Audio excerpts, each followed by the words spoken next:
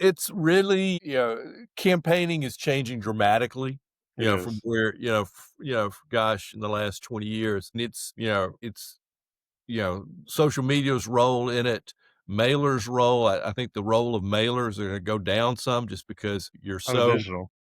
the mailers become less important. Digital is there. TV has become more affordable and has more reach than in the past. I think that the podcast world worked very, Oh, very yeah. well for this, for Trump in the last election.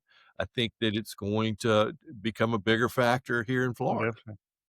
Yeah, I think, I mean, still at the end of the day, I mean, whoever does the most mail usually wins, but that's not usually because they're doing the most mail. It's because they have the most money to have a lot of communications. And a lot of people don't realize that just because you're doing 17 mailers, you're also doing a lot of digital that marries up with it. You're doing a lot of OTT, which is for digital advertising on TV commercials for all the cord cutters and everything else.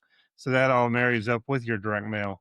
And so, I mean, and I keep telling people there's no one silver bullet to campaign stuff. But I think one new bullet in the chamber is the entire idea of podcasts and the digital medium, because you can take these type of shows that we're on today and just snippet it out and then use that as your TV commercial instead of having to just pay like $15,000 for some big production company to come in there and do your commercial for you. Because at the end of the day, the whole concept is messaging to your voters. And if you're messaging more authentically, this type of format is going to ring over a lot more true, a lot clearer to the voters, in my opinion. Good point. Good point, And Greg. so, I mean, that's why I think the power of I think I like when on your website, on your YouTube, you said radio is dead.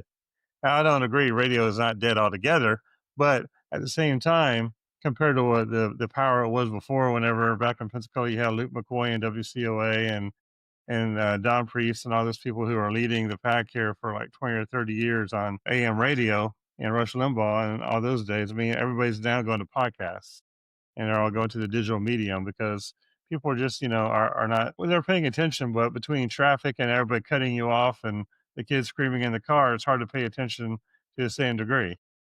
Right. Well, and then people can, with XM and different availabilities of music sources and news sources from other medium, and you can listen to it in your car without having to plug anything in. It's with the Wi-Fi in your car, you can listen to whatever you'd like. So people are able to choose what they want to listen to and not necessarily be fixed on these are the only stations I can get on my Right. dial, and that's changed everything a lot. Same thing with television, same thing with newspapers, and I think that it's becoming we have to do this in a lot of different ways, and there's no like you said, Greg, there's not one formula, I'm gonna put all my money this way if I'm campaigning or in Exactly. advertising or anything. You're going to get into a silo, and you gotta get out of that silo to win.